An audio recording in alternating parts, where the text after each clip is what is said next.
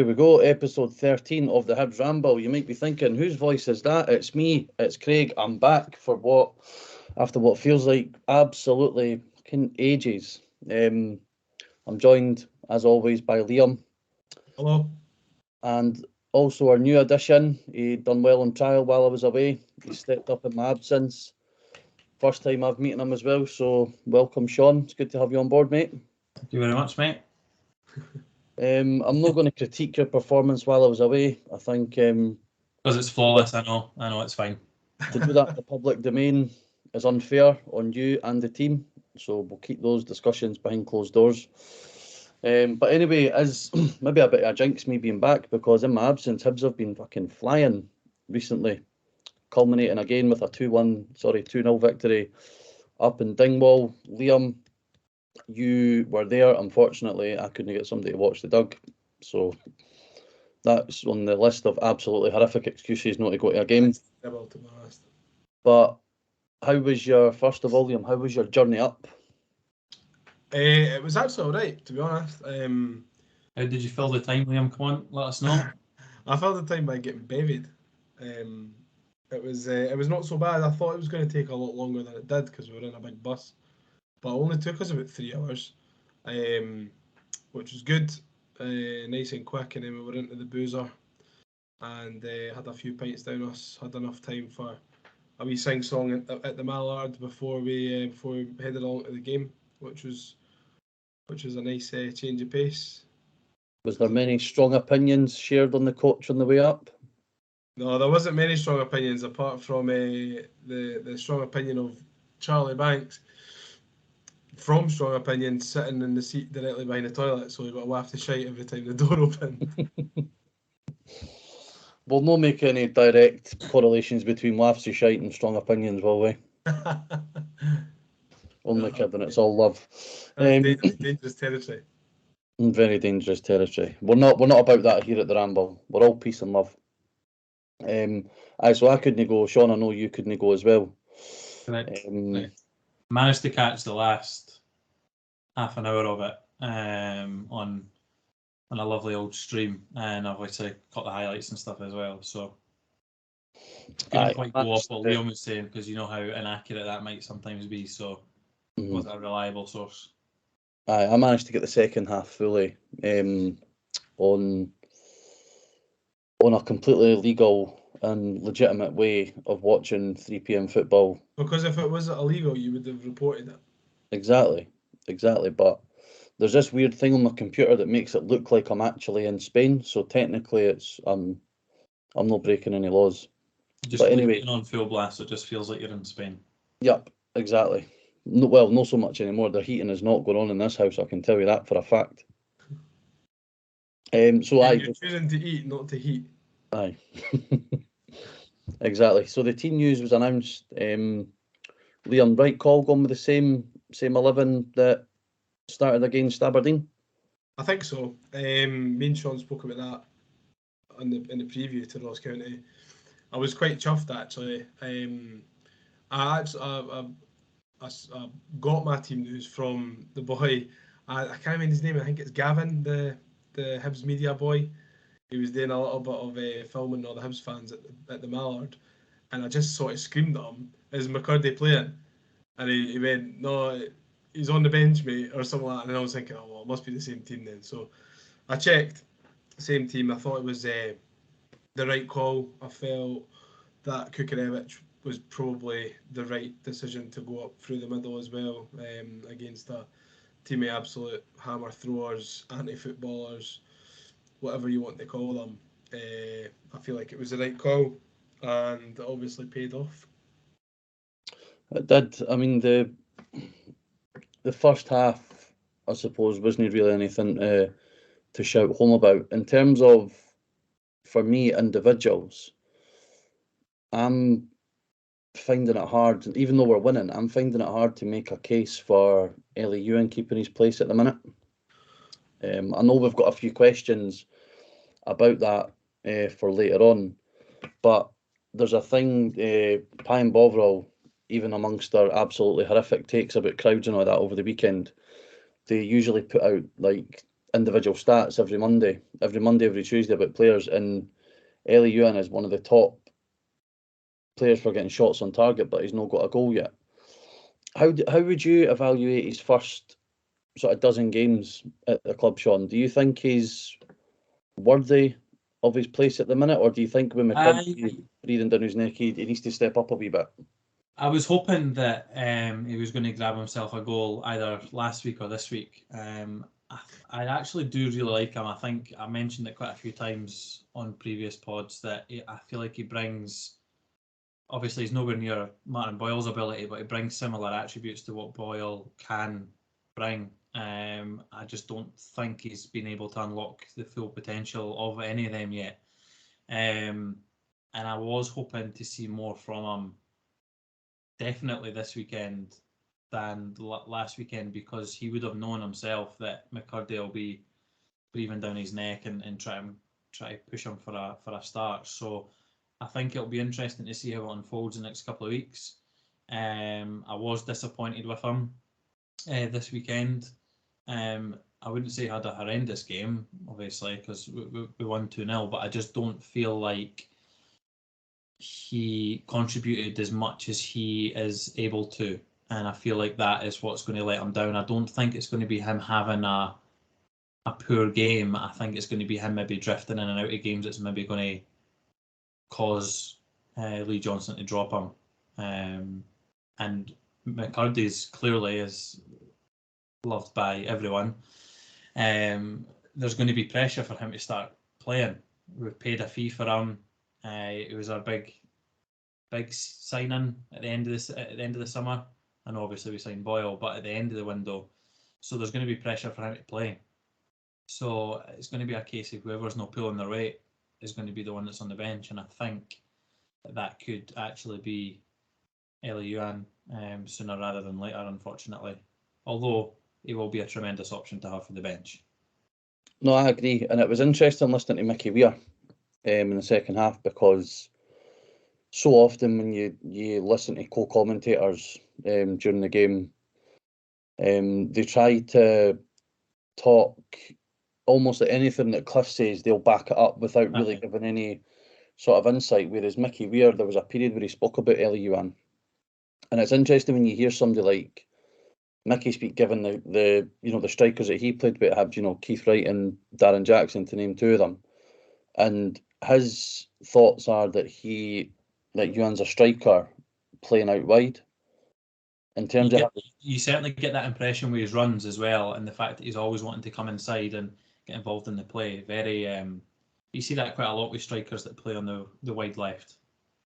So, but yeah, I heard Mickey Weir's take on that as well. It was interesting to hear. And I think we've now, when you go back to last season, there wasn't really the options. I mean, you look at that bench on Saturday without players like Nisbet, Melkerson, Dimitri Mitchell as well. For the first time in a very, very long time, if you're not pulling your weight, and not to say that Ewan's not pulling his weight, I think you go back to the Celtic and the Hearts and Rangers games. He contributed to getting us back in the game against Rangers, and then stealing the 1-1 win against Hearts as well. But I do agree, Shaun, he needs to. I've said it before with Liam. I feel he takes too many touches. His work rate is there, or has been. He obviously started very poorly against Aberdeen and then came into it a wee bit more as we came into it. But the last couple of games, it has been, from what we've seen so far, a bit off the boil. And I don't know, I hope that's not the fact that maybe pressure coming to him, but he'll know that he's going to have to step it up a wee bit further because of the likes, say, Melkerson and that still to step in. Do you think there's a wee drop in confidence because he's not scored a goal yet? It's only natural for a striker or an attacker in any way. Because you look at where we're sitting in the table, kind of sitting fourth in the table. We were third for a period of time on Saturday until St Mirren got a late winner. But Boyle and Josh Campbell are joint top goal scorers, I think, before each. Yeah. I know he's only played 2 games, but Kukarevich hasn't scored, Melkerson hasn't scored, Ewan hasn't scored, McCurdy hasn't scored. Pretty much all our attacking options haven't scored, bar Martin Boyle. And A lot I of that think- will be because a lot of our attacks will come down his way because he's such a key man as well. So I think I think a lot, like Josh Campbell, he's got a lot of his goals by picking up scraps, late runs and stuff like that, which have ultimately came from drop balls or loose balls that were maybe meant for Boyle or have came from his side. So I'm not surprised that Boyle's the one obviously with the highest goals along with Josh, because obviously he's picking up scraps. But I think it is only a matter of time till the rest of them do pick up a goal, and I think it's because we're so dominant down that right side as well, and a lot of our play comes down it. I do feel for the players on the left side as well, but yeah, I think it's. I would be concerned if they weren't getting into the right areas, and I'd also be concerned if they didn't have the quality. But I think we can all agree that Kukurevich will get a goal eventually. McCurdy's got more than enough quality to do it, and so does Eli Yuan. I think it's just a case of matter of time, and we know Melkerson can produce when needed as well, whether it be through the middle or out wide. No, I agree, and it's almost. I mean, you look at, we've had 74 shots in our last 3 games. There's going to come a time where a team's going to take a doing, and Kukurevich is going to get 1 or 2 along with Boyle, along with maybe McCurdy, Ewan or whatever. There's going to be a team that's going to take an absolute sore arse off us. But back to the game, I mean, what a week it was for Ryan Porteous. He's been battered for pillar to post by the media, opposition fans, and then he goes and produces a performance in such a high pressure game for Scotland during the week. And it was no surprise to any of us, because we've seen Ryan week in, week out for the last, I'd say he's been a first team fixture for coming up 5 years now, 4 or 5 years. He gets constantly told about his concentration, that he needs to, stop making errors leading to goals. I think it was in the last, 40 odd games, no Ryan Porteous mistake has led. JD said that it was this season was led to a shot. leading goals, and last season the Weathers leading the goals. So I think it was, there wasn't even any Porteous errors leading to a shot, never mind a goal. Yeah. Really? So for the last almost just under 40 league games. Yeah. So this whole narrative that he needs to concentrate more, he needs to focus more, has been completely debunked as a lot of shite. And you can see how the complete narrative around Ryan Porteous has changed from Wednesday night when he played for Scotland. He's been on A View for the Terrace. He's done some sort of quick fire question thing with the BBC.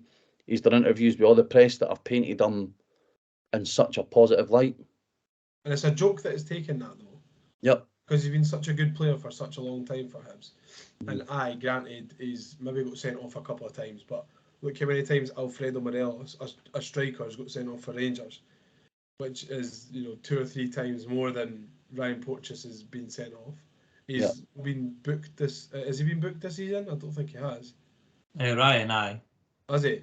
But I mean, he got booked against Hearts, and he got booked against Kelly when he was scrapping with Lafferty. But you could in a way argue that having that edge about his game brings out sometimes the best in him, because it allows him to wind people up and put others off his game. Yeah, it's abundantly clear in the last almost 40 league games that when he's put a foot wrong, it's not led to even a shot on goal or a shot on target. So if you look at the stats would back up that the way that he performs suits him down to a T. Yeah. It puts other people off as well. And you look at people like, we might even touch on it, and I don't really want to talk about him, but Cammy Devlin's played maybe like 50 games for Hearts, and he's got almost 20 yellows and a red as well. So Ryan's played almost 170 games, 169 games for Hibs, 4 reds, and I think he has not that many more yellows, if not around the same. And that's a centre half. That's not a bad return. A centre half. It's all about the narrative as well. Scotland love to have a boo boy and love to, I mean, it was Morelos a couple of seasons ago, so there'll be someone else when Ryan moves on. No, I think it's almost vindicated the support that we've had for him, though. You know, that we've said for a while. I mean, I think that was maybe his 8th or 9th time on a squad without getting picked. And what Last 4 years in a row. He's been in a squad the last 4 years and not been picked yet. Yeah, and I think it shows Steve Clarke's loyalty to certain players. I mean, it would have been easy for Ryan at times to pull out of a squad because, you know, he was behind players like Liam Cooper at the time. I think Scott McKenna and Jack Hendry are probably the established centre half pairing for Scotland. However, Ryan's now breathing down their necks. I feel he is third, definitely fourth choice, possibly third. If Depending we on were to go to a 3, I would be expecting him to be in the mixer to start. Yeah. No, I agree. Sure. But he capped off a brilliant week. I don't know what was better, Porteous getting the first goal or Hibs actually managing to do something for a throw-in. It's Joe Newell on long throws from now on. What a player. Joe Newell takes the throw, kind of breaks a wee bit in the box, and then Ryan's there to stick it away with his left peg as well. Great strike. Maybe players like Yuan and Kukarevich could maybe take a thing or two for Ryan in the box, but it was absolute limbs as well, by the way. It looked at total limbs. It was quality. I was standing right behind the block 7 gadgets, and it just went absolutely mental. But I was only celebrating for a few seconds. I turned around, my dad was like, "I've lost my glasses." I was like, "Oh no!" So I was doing on my hands and knees, fucking elbowing folk out the way to try and get my old man's glasses back, because he's going on holiday to Rome on Monday. He's just away to Rome yesterday, and you know, if his glasses had broke, then he would have been friar tucked. You know what I mean? So I had to get the old Maron Fellaini elbows out, bang, bang, and get some elbows into some sides. I got them back. I retrieved them, and they were in perfect working condition. So he was able to see the second goal then. He was able to see the second goal, and I turned around as soon as he scored the second goal, held the glasses firmly to his face, so that they didn't fall off again. It was probably me that knocked him off the first time, to be honest. Can we read anything into kissing the badge when he scored? Yes, we can. We really can. Can we read anything into the celebration? Well, he said that that's like an inside joke between him and his pals and that. So. I think you put it out on the Twitter the other day that P could penning a new contract. The biggest clutch at straws, I think. What's the? I mean, I know we've got. Do you know what? We'll leave it till the end because we've got a question about that specifically. Not really so much about individual sort of passages of playing that, but the second goal comes for a good ball in for Cadden on the right hand side, and Boyle. I thought superbly. Yeah, Boyle takes a touch and finishes it with ease through Laidlaw. I think it only looks like it's such a good ball because there is the man at the edge of the box there and where Boyle is. I think I don't know if he's meant to find Boyle. I don't think he meant that either. If I'm honest, and I'll be honest, I'll contradict what you have said. I don't actually think it's a great ball because I don't think he knows that Boyle's there. It only looks great because Boyle's there and someone's on the end there. If he puts that ball in and a county player's at the edge of the box, sweeps it up and runs away, we're slating him. But aye, we gotta go for it. So, but Shaun, that didn't happen, and we're not about negativity here on the Ramble. We're all about positivity. I know. Cadden meant it 1,000,000%. It was an excellent ball in, an excellent finish. But for me, it's more about I mean, we've seen it. The Kilmarnock game was a bit of an outlier, but Aberdeen, I felt battered them. Aye. And I felt Saturday, second half as well, we battered Ross County as well. Lee Johnson said it would take 10 to 12 games for us to see where we were at. The Kilmarnock, Aberdeen, and then Ross County game, their games 10, 11, and 12. And he'd done an interview with the Sunday Times after the game and was asked about this identity because Michael Stewart says we can only play against 10 men. But Michael Stewart's a fanny. But what we've noticed is that, Johnson is looking into the fine details. So, for example, he makes a reference to Ash Taylor getting sent off for Kilmarnock. They work on getting Boyle in behind a slow defender. Why Because would you if there's, not? You'd be because stupid if not to. Boyle's between defender and goal, there's two outcomes. We're either scoring or the defender has to make a foul. And even then, the Liam Scales first booking for Aberdeen is because they've been working on Josh Campbell's footwork. So everything, we're almost making our own luck in those instances. But I've been really impressed with how relentless they seem to be. I think if you look at the last maybe 3 games, excluding maybe a 10-minute spell against Aberdeen and most of the first half there, the last 3 games we've been dominant from start to finish. Like Kelly were never on top at any point. Yeah. It's the most dominant display I've seen Hibs play in a very, very long time. We bossed Aberdeen, albeit 10 men, like it was coming regardless. And Aberdeen weren't doing great. And then obviously it was a slow start on Saturday there, but other than that, like Ross County offered absolutely nothing. They didn't do anything. They didn't offer anything. Marshall maybe had one decent save to make, but that's now expected of somebody of his quality. The last 3 games, we've not really been troubled that much, to the point where we should be worried, and we've been dominating, as the stats show. And the positive as well from the attacking side, I mean, 8 games into the league, we've only conceded 7 goals. I think Marshall's got maybe 4 clean sheets, possibly 3 or 4 clean sheets. So it shows that even when we are committing bodies forward and trying to be relentless in attack, we're still so assured and still so comfortable at the back. I mean, a game on Saturday, you would have been looking at Jordan White, who's a big laddie, up against Paul Hanlon, and thinking, that Paul's maybe going to be given the run around here. But it couldn't have been any further from the truth. Porteous and Hanlon didn't give him any change whatsoever. I was looking at stats, and in terms of dribbles down the line, Ross County completed none.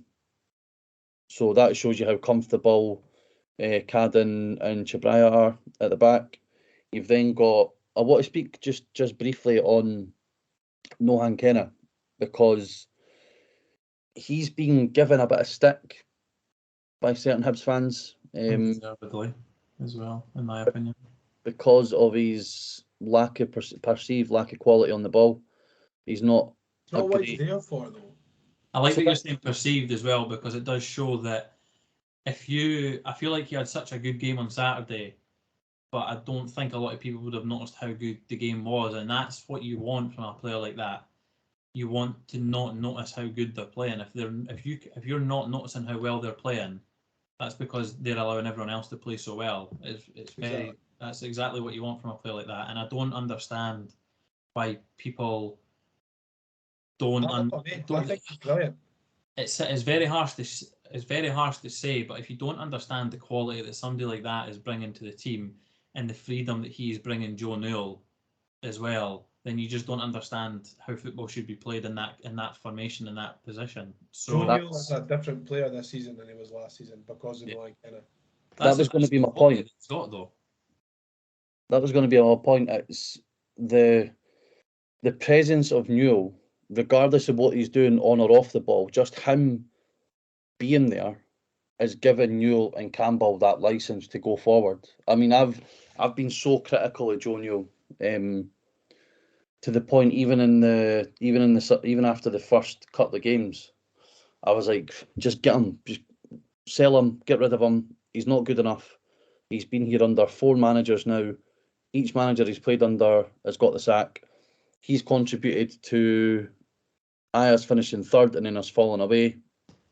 But you need to hold your hands up and say that the signing of Kenna has given, at what point could you have thought after the summer that we would be delighted and actually enjoy watching a midfield that contained Newell and Campbell? I know. We wouldn't have, because last season we hated watching Doyle, Hayes, Campbell and Newell together. But that goes to show how shite Maloney ball actually was, because all that's happened is we've signed one player and put him in an area where he can look after the shitty side of the game, and it's given two players who a lot of people wanted out the door freedom to go forward. I mean, you'd be looking at for the team for when we play on Saturday against Motherwell, and we're going to have a separate episode out later on in the week covering the Motherwell game specifically. But if you're going to look at the team sheet and you'll see that Josh Campbell's not on it, you'd be like, well, why? And that just shows you what Johnson has actually done to turn perceptions of even players like that. Maloney touched on it himself when he was at a fans Q&A. Like he said, like the reason why I'm having to play this way is because my midfield isn't good enough. Is because I'm missing that one body that I need that'll break up the play and basically do the job that Kenner's doing. Like he said it himself, and he's like, that's why I'm having to play what I'm having to play. So don't get me wrong, there's not a single Hibs fan that would have seen, even Josh Campbell's parents wouldn't have seen the form that he's on and how good he's became. Like, but I'm not surprised in the slightest by Joe Newell's improvement at all, purely because think we always knew that we've got. Player, I mean, he has showed it in abundance for Hibs, but it's mental that it's taken one player to come in. We've signed one new player, and then it's as if that Joe Newell and Josh Campbell, as if we've signed them fresh as well, and they're just coming straight into the team. So it's the consistency we've wanted for Newell. Like we said, we've seen at times Newell in one-off games can be excellent, and then for the following 3 or 4 games, he can look like he's never kicked a ball in his life. So no, it's exciting. I'm really enjoying watching Hibs at the minute. I think we all are. We've got, like I say, we'll have another episode out during the week looking at the Motherwell game, but I think that's just to touch on it a wee bit. I can't believe that Sozzie's going to be back at Easter Road. Like he was at Hibs my first season as a season ticket holder when I was 7. I don't know what I know, Liam, you're maybe a bit too young to remember him. I don't know what your memories are. I was born 93, so my first season ticket would have maybe been 97 or 98 or something like that. I definitely started going to games about 97-ish. Aye, I was the same. Onwards. Aye, and it's going to be amazing to see him back at Easter Road. Hopefully we can get a good sellout. But what everybody's here for is the Piemiership review. Which pie is the best in the pie review? Which pie is the best in the pie review? Now, it's going to only be one score this week because obviously it was only Liam that was in Dingwall, but he is CTC, committed to content, so he has got his pie, and I'll now pass over to Liam to give you his breakdown on his score. Committed to content, committed to eating pies. I'll make an opening statement, and I'll tell you that I had 3 pies on Saturday. I had 3. So if this isn't a high scoring pie, then I'll be very, very surprised. One after the other. Were they all the same pie?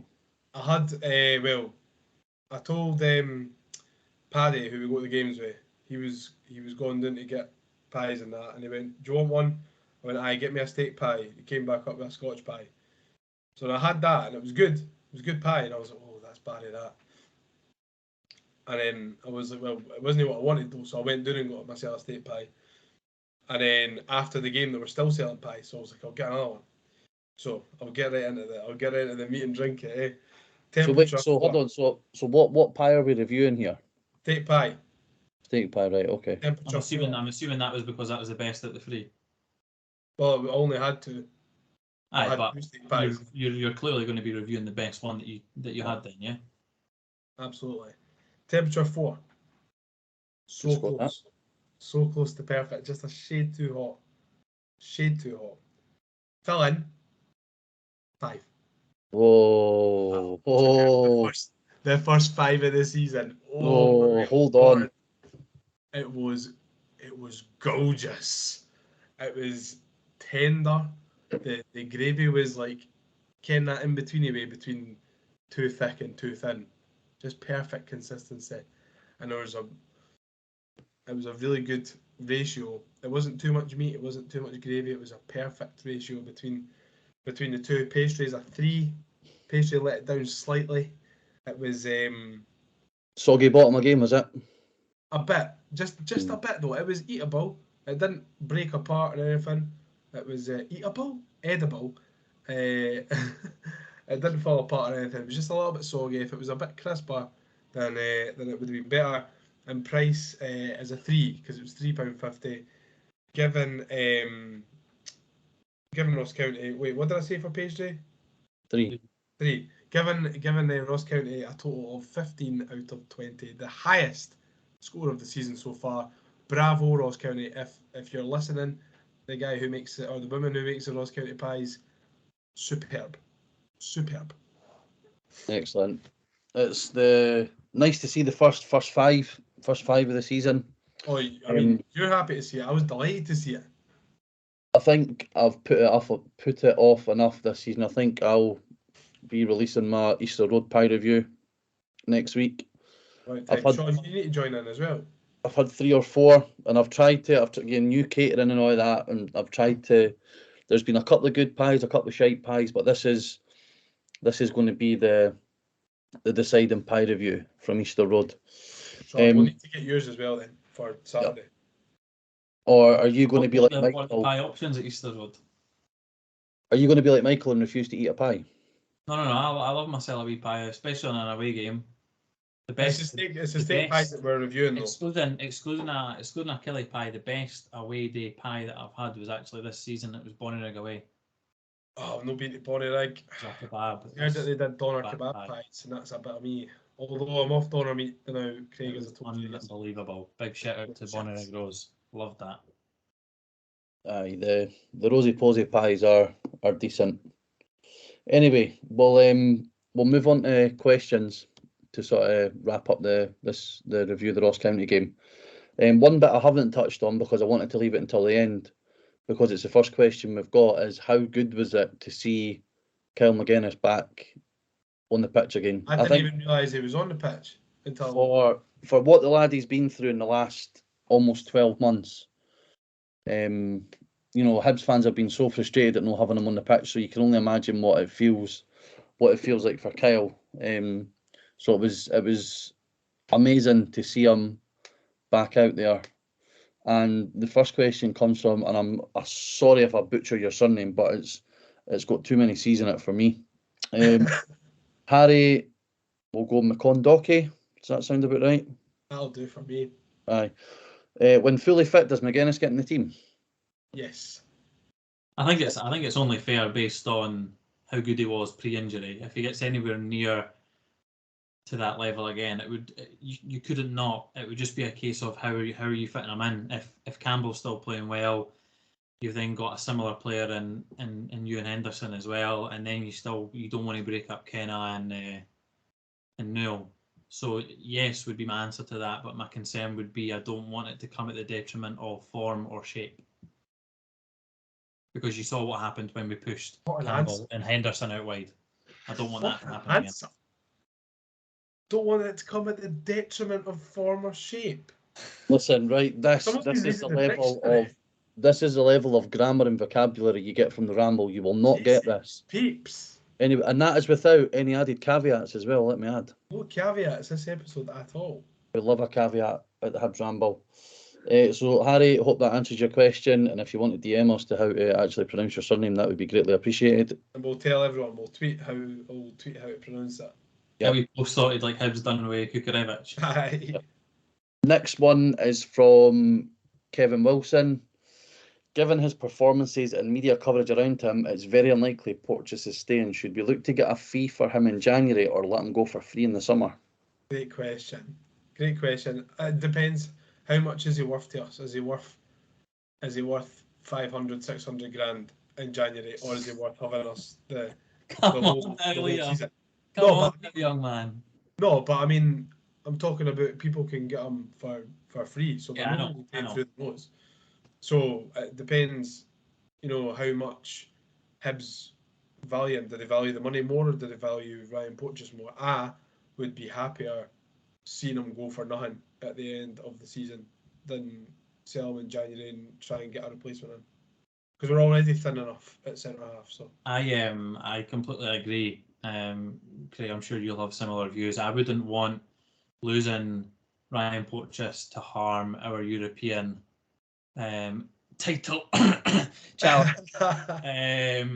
I think letting him go in January would be a massive mistake. The only way I could see the board allowing that to happen is if we got more money for selling him than we would finishing third in qualifying for the Europa League / Conference League, like similar to what Hearts have done. I assume, and I could be wrong, that finishing third this season will have a similar outcome next season in regards to qualification and seeding and stuff. So that's obviously what we should be aiming for. And I think if we were to lose Ryan in January, not only would we then need to spend that money, although we need a defender anyway, we would then need to spend that money to then bring someone in and then wait on them to gel, which could then harm our form. So I would happily let him go for free if it meant we were able to finish third and get the same as what Hearts got this year in regards to guaranteed football, European football till Christmas. yeah, and I think also like January is a very, very hard window to replace your best players, and we saw that this January when we let Boyle go and we couldn't replace him. Well, we tried to replace him with Sylvester Jasper, you know what I mean? So it's a very, very difficult window to buy a important player if you've not got, you know, an abundance of money, which is something that, you know, we don't have an endless pot of cash to spend. So I would definitely say let him go at the end of the season for him. It'd be different if we had a ready-made replacement for him.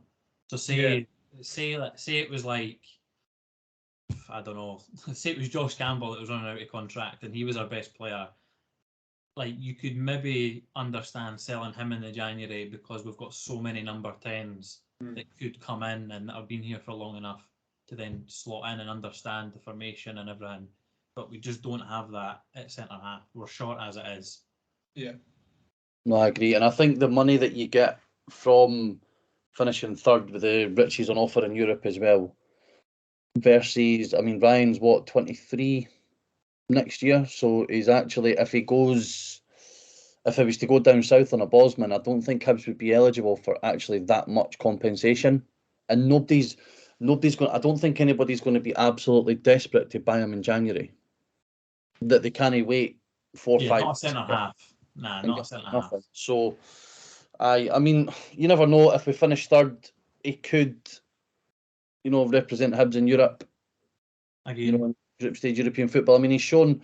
I suppose there's the when you flip the coin, you know, it's like, oh, you know, he needs to go at a higher level to play more regularly for Scotland, maybe. But it's now been shown that he can play for Hibs and play for Scotland. So it depends on what he wants. I know he done an interview where he says he wants to play at the highest level possible. I don't buy into this argument that we should, you know, he should sign a new contract just to get Hibs money, blah, blah, blah. You know, that could come at a detriment for him in his next move. Exactly. It's not even that. It's, you know, he doesn't owe Hibs anything. No. So, you know, Hibs have given him the platform to play. Hibs have given him the platform to play for his country. So we just need to wait and see. But Kev, I think we're all in unanimous agreement that we keep him until the end of the season, unless he kicks off about not going. Then I would rather let him go because you didn't want it to be the detriment to the whole team. I say chain him up, keep him at HTC, feed him Weetabix every 3 hours, and make him play for Hibs for the rest of his life. Next one is for Jack Kell _1875. Do you see any noticeable changes going into Motherwell? No. And I suppose this feeds into a couple more for Gav Dick. Do you think we should change up the formation? Personally, I'm not sure. Playing Yuan or McCurdy on the left. Who else is there? I think if there is a change, it will be McCurdy in for Yuan. Yeah. I think that's the... Same with Callum. Callum Laidlaw said, does McCurdy come in on Saturday or do we see Johnson stick with a settled lineup as possible? I think those all sort of lead into the same thing. I wouldn't change what isn't broken. I think we're playing well as it is. The The only thing I would say would be, you know, based on how they train during the week, that would maybe give McCurdy the edge over you. And the name of, obviously we've got potentially Melkerson coming back in as well. It might not actually do Ewan. It might actually help him a little bit if he's then an option off the bench rather than the pressure of starting. I feel like it would be a little bit less pressure if he came on, you know, with half an hour to go or something. Mm-hmm. I think with the way Especially that for, we like, play already as winning. well, I think a lot of people forget that a lot of our wide players, obviously they are all strikers and can play through the middle, but they do play through the middle because, like Craig, what you were saying earlier on with Ross County not getting down our wings, that's because our fullbacks are pushed so high up. Mm-hmm. You've got both fullbacks pushing that high up that it forces our wide players to come inside and become second and third strikers, inverted wingers or inverted strikers, whatever you want to call it. So I think if we continue to play the way that we're playing, those wide players will continue to get goals. Boyle's not got his 4 goals by playing through the middle. He's got them by playing out wide and cutting in, which is what they should also be doing on the left-hand side. So I don't think it's a case of they're playing wide left. Not in this formation. I think it ends up being a straight 3 through the middle because the fullbacks are so high up. Mm-hmm. John McIntosh, what's everyone having for dinner? I've got football training tonight, so I'll just. I don't know, but I had McDonald's for lunch. I'll be having a creamy, cheesy pasta bake with some bacon in there. That does sound good, actually. Aidan Black's asking if Big Miko continues to impress over the next couple of weeks and maybe grabs a couple of goals, does Nisbet come back into the team straight away, or will he have to bide his time and impress when he gets a chance off the bench? I think it's going to be. I think it's going to be the latter because I don't think Johnson is one for. Well, one. I mean, Nisbet's never played under Johnson, so it's no like he's one of his favourites and he'll chuck him straight back in. I think he'll need to work to get his place. I think that's a given, really. Yeah, given his injury as well, he's going to have to. We're going to have to be careful with him because. I think that's Johnson's prerogative. Is that once you've earned your place, it's yours to lose, or someone else's to earn. So I think that Nisbet will need to work hard to get into the team. I wonder. I just don't know. Maybe he'll change shape when Nisbet comes back and go with him and Kukarevich up top. I'm not too sure. I think it'll be very telling with how he manages Kyle McGuinness and easing him back in. I think the way that he eases him back in and his game time will be very telling as to how he handles the Nisbet situation as well. There's absolutely no doubt in my eyes that I fit Kevin Nisbet with the right support as our best striker by a distance. But I think it is just a case of, you know, looking after him and easing him back in because of the amount of time that he's been off, very similar to Kyle. And I mean, Kevin's knee does not look great. I don't know if you've seen the pictures like of him in training. Like if you zoom in on his knee, like it's a horrible looking knee. Yeah. So it's going to be a long way to get him back to full fitness. Even well, not even full fitness, more match fitness. But it will be interesting once everyone's fit. If we've got who have we got? Nisbet, Kukarevich, Boyle, Melkerson, Curdy, Ewan. Bojan. Don't worry, I'm not forgetting Bojan. And then you've then got all our 10s as well. You've got Campbell and Henderson and that as well. So it's a luxury if we have them all fit. No, I agree. The next one is from Ben Jeloon. I'm guessing that's not the real Benji. Ewan doesn't need a rest. He needs a rocket up his arse. Talented boy, needs to work harder. I think that's a bit harsh, as we've spoken I think about. that's harsh. I think Ewan works really hard. I like his. He looks lazy sometimes, but I think that's just his demeanour and the way that he is. He's a very, very hard worker, I think. Yeah, no. Prior to the last 2 games, anyway, he's been working his arse off, and I think. I think he's a very hard worker. I think that's a bit harsh from Benji. The next one is from Madass Hussein, who upon looking at that he was just replying to me when I was winding up Aberdeen fans. Yeah, his thing is, my thought is you're pish, and then his tweet above that is moaning about Aberdeen Airport having crap Wi-Fi. Stop being such a tramp. Get a good 4. Well, to be honest, he was thinking about the Hibs Ramble when he was meant to be going on holiday. So Rent free, you sheep shagging bastard. Liam Riley, what's your views on the squad now compared to a month ago? Felt the bench looked a lot better yesterday. That guy's obviously had his Skechers on when making that comment. Standing question. The Skechers boys producing once again. I think we've touched on that as well. The squad's looking really good. Yeah, really good. And that is with still 4 or 5 players who could easily fit into the starting team, never mind supplement the bench, not playing. The only thing that concerns me is the amount of the players that we have are all in attacking areas. Like if you look at centre midfield, I know we've got Jake Doyle-Hayes, but if Kenny comes out, it then becomes a Jake Doyle-Hayes Newell centre midfield again. And then if you look at centre half in that, so we do have a luxury going forward. But I know, Kevin comes back as a centre back then. I know for a fact that Johnson still isn't happy with his options more defensively, so maybe that is what we'll look towards, obviously strengthening in January. Hope that answers your question, Liam. Someone, Colin McLennan, never heard of this guy before in my life. Why is guy with broken glasses, I think. Why isn't Devlin of Hearts being subjected to the same level of scrutiny over a potential career-ending tackle that has been given to Porteous blatant cheating? I think short answer is not a young Scottish hates Rangers. Yeah, I think the short answer that is. Cammy Devlin is the Australian Ian Black, and that is all that will be said about that. But thanks for getting in touch, Colin. He's fish as well. Yeah. Here's another one. Someone, SCS 1809, weirdo that likes Italian football. Don't know who that is. But no, Shaun, we've kind of spoken about the errors for Porteous leading to goals. Actually, turns out to be zilch. Correct. So I'm glad that the big man replied with the stats backing it up. So you can always count on JD to back it up with stats like. Yeah, do you know what? I'll actually read it out. But then I fucking back it up. I'll actually read it out in its entirety. Ryan had 0 errors leading to a shot or goal for the entirety of last season, 29 league games. He's also made 0 errors leading to a shot or goal so far this season. So again, this narrative that Ryan needs to concentrate. What was it when he said on Sports Scene, Kenny Miller and Mikey Stewart, when Ryan Porteous has the right head on, he concentrates, he's a top defender.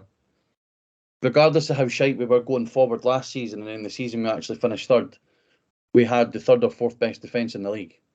And he was at the heart of that. And Porteous was an integral part of that. So and now he's changing his game slightly to come out more and be more of a ball playing centre half, and he's now one of the most creative players in the league, never mind defenders.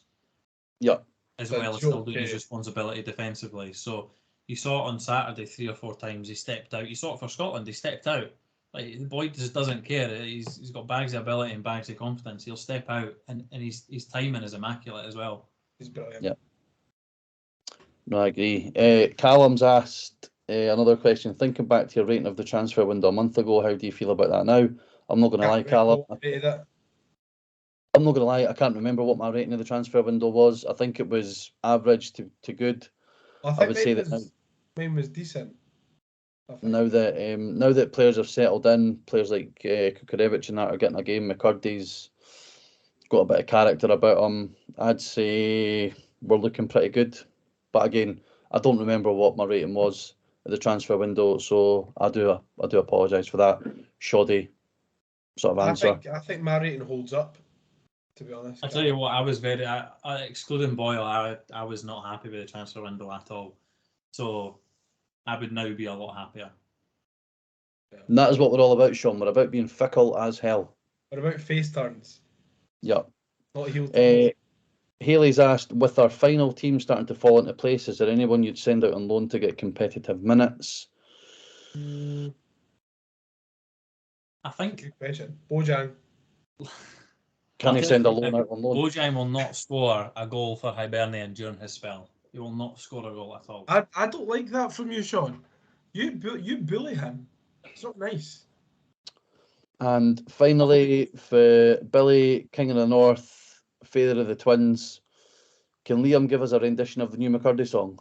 Yes, I can, because it was ringing in my head the whole Saturday, because they never stopped singing it. Here we go. Oh, oh, Harry McCurdy away. And repeat, and repeat, and repeat. What's Oh my- what's that? What's the other one? The Noah Kenny one. Oh, well, Ken Big Liam. Big Liam was singing it Big H. outside. Aye, Big Horribane was singing it outside the ground. And it was Ken the She's the Baddest of Them All. You know that song? Yeah, I know the Who's song, going, but I "Oh, can't get the... No one Kenny, baby. He plays in front of Porteous and Rocky Bushiri. That's That's decent, that decent, one, that eh? one. I like that. So, all credit to Big Horribane because he was singing that. So I like that one. And then Well done. finally, off the back of Billy's question, also, who will get off the mark this season first? I'm guessing he's said this in the car because he's got McCurdy, Yuan, Bojang, Nisbet, or My Cola. I think Kukarevich will get one first out that list. If I I was think to list. Kukarevich as well because he's a big threat for you. Aye. And I think against a lot of the teams that we play, I think one will fall to him, and I think he'll get his neb on the end of one. I think it'll be a toss up between Eli Yuan or McCurdy. I think it'll just be a case of whoever nails down that left wing spot will be the one that scores. I feel bad for Melkerson. A big fan of Melkerson. So Wait, you're a big fan of Melkerson, or Melkerson's a big fanny? Because just the way you I'm a answer big that. fan of Elias Melkerson. Nah, he just seems like a good lad. I know, he just seems like a good laugh. So I think there's a bit about him. He's so raw as well, ability wise. So and then I think it'll then be Nisbet and Oh Christ! You think everyone's going to get a goal first, Shaun? Just pick one. Pick no, one. I said I'm putting them in order. Do you Oh, listen? right. I said this is the order that I'm putting them in. I thought you were going. Kukarevich will get one. Actually, no. Maybe Yuan or It'll be McCurdy. Kukarevich, and then it'll be Yuan and McCurdy. Then it'll be Melkerson. Then it'll be Nisbet, and then Bojan will leave with no goals. Oh, leave him alone, man. Anyway, enough of the Bojang slander. That's it for this week's. That's it for this week's episode of the Ramble. Before we go, a couple of things. Good luck to the under-19s against Molde on Wednesday night. They're trying to overturn a 1-0 deficit to get through in the UEFA Youth League. Easy, job done. Block 7 have got a section behind the goals in the famous 5 end, so if you're able to, please get down to Easter Road and show these young laddies your support. They've done really well to qualify in the first place. They romped the under-19s league last season, and there's a few players playing that have had first team exposure already. The McIntyre brothers, Murray Aiken's will be playing, Josh O'Connor. Do you think they're trialing the singing section there for a reason? Yeah. Yes, I think so. Love that. Finally, as we wrap up, Peter McGinley, right, just as I was coming off the questions on Twitter, I've seen this absolute belter. He's captioned it a short story. So Hearts fans replied to their own Twitter, any chance anyone has or knows where I could find a spare ticket for the match? Peter's replied, my mate's got one, give him a message. My mate's got one, give me a message. The Hearts fans went, hi, just following up about the Fiorentina home leg ticket. And Peter's replied, aye mate, there's no Fiorentina ticket, hope yous get pumped. That is the kind of patter we love at the Ramble. Once again, thanks for listening, everybody. It's been good to be back with William and also meeting Shaun for the first time. If you could remember and give us if you don't already, follow us on our social media social media channels at the Hibs Ramble, Facebook, Twitter, Instagram. And now you get to see us all in glorious 4K, 1080p or whatever it is on YouTube. So we'll be back. It'll be a short turnaround. I think we're maybe going to record Thursday for the Motherwell game. We'll have a look at the Motherwell game. And apart from that, thanks again for listening and enjoy the rest of your week. Thank you. Bye.